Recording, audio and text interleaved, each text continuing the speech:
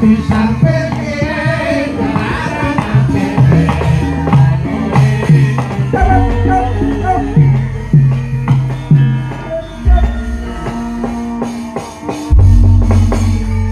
malam, Bu Eka. Nggih, selamat malam Biung, Mbak Yuli, Bu. Alhamdulillah, aku karo kowe nuwuni dawuh Bapak Darmin Sumanono Gendingan Widodaren Ngawi ya, Ngger. Pangestunipun saged nderekipun panjenengan, Biung. Nggih. Iki kagungan kersa apa, Pak Darmin? Nggih, menika Apa? peresmianipun Peresmian gedung kok nggih. Kowe iki jane melek apa merem nggih mau kok. anu nggih dicaranipun menika mantu. Nah, mantu. Lah kula nyawang niki omah gedene kaya niki tak peresmian gedung pertemuan ngono. Oh, iki daleme Pak Darmin. Lah nggih kados gedung pertemuan. Kowe ngerti Mas Garek? Napa, Pak? Panjenengan ngertos mboten mantene wau, wah dilenggahke ning dhuwur kono mau. Lah, aku mau timbali munggah rono foto karo mantene ning kono kae. Wajan kaya ning negara Ngamarta ya. Mula diarani Kaya omahku manten kuwi raja dan ratu sehari ya bengi iki lho. Nggih. nggonku yo ngene iki Pak De. Apa? Pagupon ning dhuwur omah. Mula nek sing jenenge wong manten kuwi nggih raja sedina, ratu sedalu. Nggih. Nggih to. Engko nek wis mantene rampung mlebu kamar, lah kuwi maratuwane wae nek mlaku ora kena mbrebeki metu ngarep kamare kudu mlaku sing alon-alon. Ndak mbrebeki mantene. Kok beda karo maratu aku ya? Lah ngapa? Aku kae malam pertama maratu aku lewat ngarep lawang iki ndak gede-gede. Kok ndang genti-genti. Kamare gentenan. Kamar maratu aku kuwi gentenan ngono lho. Wong kuwi jeli ora tertib ya. Lah nek napa kamare go siji kok. Tak go malam pertama iki maratu aku lewat ndak gede-gede.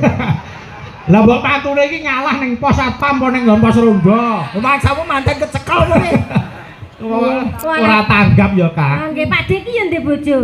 Lha ya duwe kuwi wong lumrah kok. Bojomu yo. Apa mangsamu kaya ngene iki ora ana sing kolu ngono. Ya maksud aku ngenane wong yo sik ketok enom ngono lho. Lah ya arep kaya bokong dicet nih ya tetep duwe bojo to, Kak. Kok sik bokong ki wis bentuke ra nganu lho kok iso dicek lho. Ya tetep duwe bojo to, Kuwi Kak. anggere wong wedok yang pawakan sak dakel jati omongane atos iki. Aja ngono ta. Lho wong iku duwe bojo. Duwe. Aku yo gor tekok yo ndek bojo. Duwe. Yo wong. Ya udu. Ya genaku kok. Ya kaya menggenake kok. Kae turunan cempe. Lah budhe gareng iki hebat lho. Hebate apa, Kak? Wah gedhi dhuwur. Oh iya. Lemu putih nika. Oh sikile papat to. Kowe sampeyan pas nuntun sapi. Iya. Aku pemora kesuwen ra melu kowe aku mulih. Aku saking kangenku karo Bayu lho tak rewangi kaya ngene kok ngene. Aku ki sulewat aku jane lewat dalan kene iki ana sing tak traumani lho. Apa masing trauma? Pratah nggon bantingan kene iki. Mantingan. Aku wis tau kebanting-banting ning kono.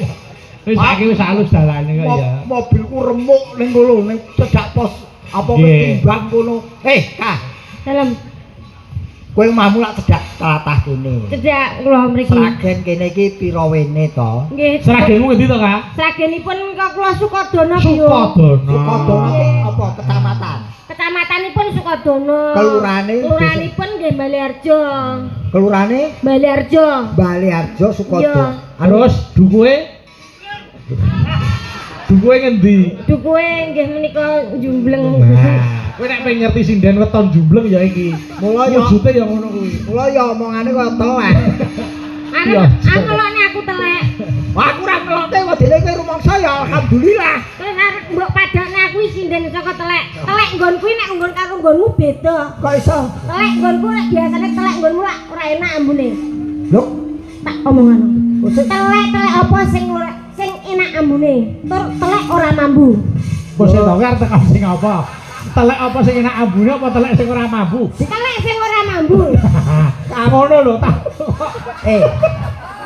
Bocah yen takon alon wae rasa kemrungsu. Nah, cepet. Kudu cepet. Telek apa? Sing ora mambu. Iki sak umur-umurku kabeh telek kuwi mambu. Ora iso. Kok ora iso? Ora iso. Telek nggonku ora mambu. Telek apa sing ora mambu? Apa? Telek dipoto.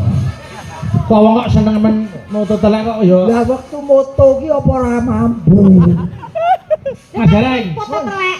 Telek karo bakmi goreng enak ndi? Iki meneh iki lucu pertanyaane. Yo enak bakmi goreng. Oh, berarti wis tau mangan telek. Mergo iso mbedake. Loh, lah kaya ora kelingan genah kae sak petutuk kebul karo kowe lho.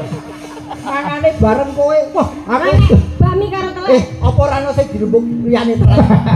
Ora ngene yo, saiki nembang sik. Ngadeg iki nembang ora. Ayo, Mas Gareng tak aturi makili manteni lanang. Dandang gula Sidowasih makili Mas Abdullah. Ayo. Ya, roman kali Mbah niki. Kowe gandrungan karo Ana iki. Ayo. Aku nembange kudu hati-hati. Kudu swaraku tak apike. Mergo ditunggoni vokalis Gigi. Iki Arman. Kale. Ayo, ditembake sik. Monggo. Sidowasih Mas Gareng gandrungi ka. Monggo. Ya Mas Gareng. Monggo. Madhep rene to. Ya cara ngono madhep rono lagi ngeti pemandangan. Oh iya. Madhep rono ya gumuh aku. Maksudnya kan. Wong ayu. Pamintaku. Lah ya arep njaluk ning wong ayu. Ya, ya wis. Meh padha sale. Heeh. Pamintaku. Bayangne aku sok bocah kaya percil. Nimas Sidowasih. Lah umpet wae roman ki sing tenan. Sing wedok ki anteng ngono. Dadi sing lanang men ora gila. Ayo. Karo bojone kok gila. Iya. Nimas Sidowasih. Aku sok mbayangne. Apa ya? Aku cilik cendik ireng ngene bojoku putih sun anak-anak kaya telek cecek berarti. Iya, ireng karo putih. Ano. Ayo. Apa ya iki? Omong sik aku yo lali. Atut runtuh. Wis tuwek lalen tekok ora. Aku urung lupa iki aku. Atut runtuh tansah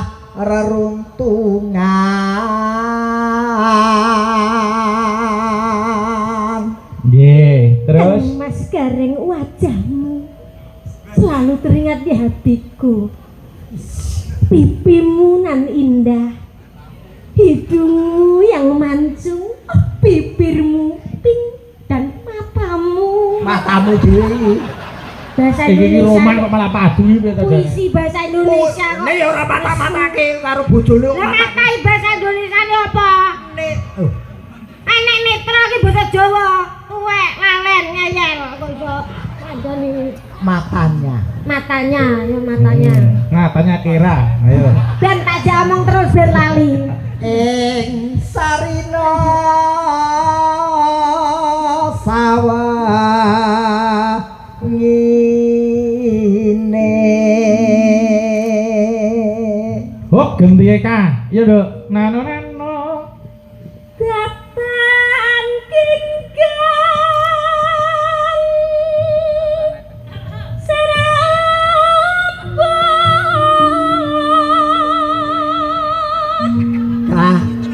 Iya Kakang Mas. Sing di omah ana apa ora? Ada rombong. Kek njaluk kono nggo mangan bayu. Kok kaya wong picek. Ya jenenge sing roman ki sing romantis to. Aduh. Lah piye pamane gandengan. Nah, gandengan sing apik. Ya, ane kan Nah, malah kaya wong giling walik. kaya wong Walik dari gula Jawa ae. Walik kok. Walik. Walik.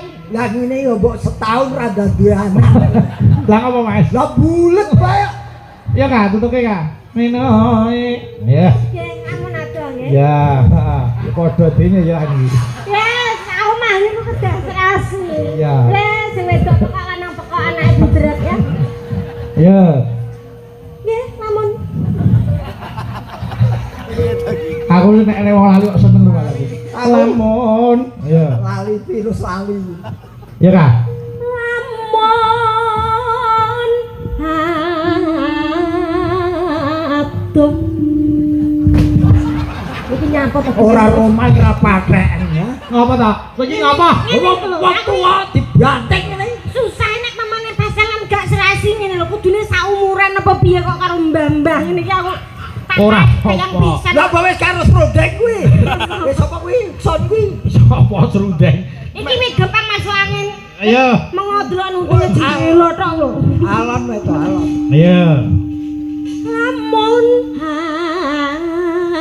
adoh caket mring ati. Hop, ganti Mas Gareng. Iya. Yen cedak. Yen cedak. Wah, anak iki kelingan harus kok anak-anak kelingan. Sing koke. Ayo. Tansah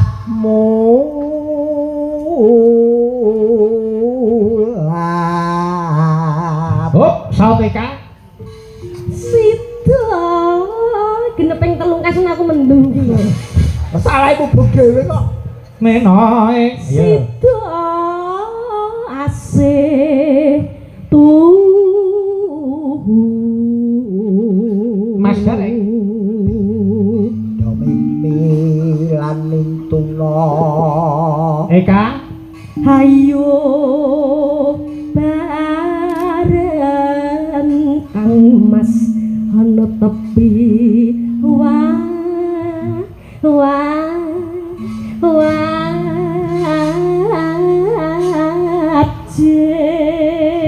Nolano. Yuk. dalam situasi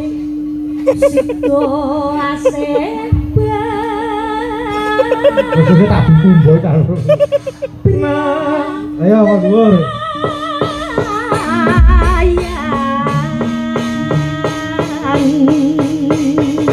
Monggo langgame setya tuhu. Ya Nduk, Nduk Eka diwiwiti. Monggo. Ya Nduk. aku kan setya satu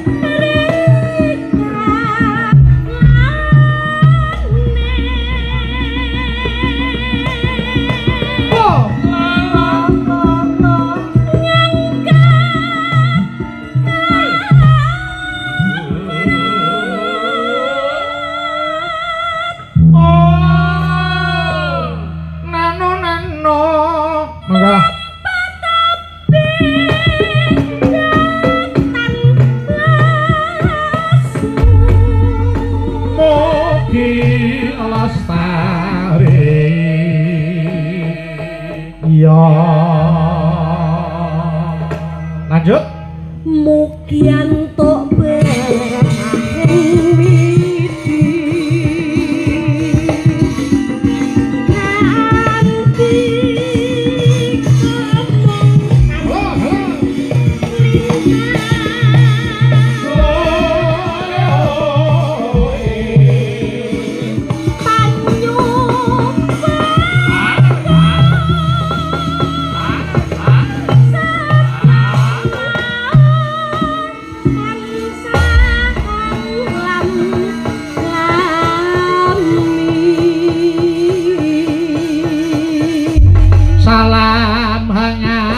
paring temanten anyar.